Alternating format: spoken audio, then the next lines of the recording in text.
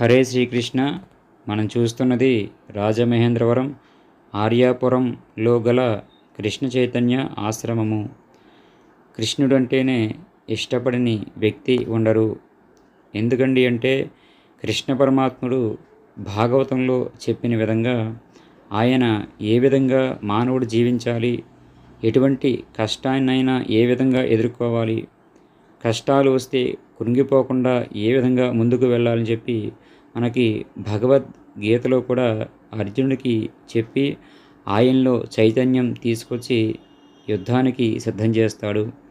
అటువంటి కృష్ణుడి యొక్క ఆరాధన ఎవరు చేస్తూ ఉంటారో జీవితంలో వచ్చేటువంటి కష్టాలను ఎదుర్కొనే శక్తి వారికి లభిస్తుంది. అటువంటి పరమాత్ముడు కృష్ణ పరమాత్ముడు. ఈ యొక్క ఆలయం ఇస్కాన్ వారు భక్తి శ్రద్ధలతో నిర్వహిస్తూ ఉంటారు. ప్రతినిత్యం ఇక్కడ అన్నదానం జరుగుతూ ఉంటుంది.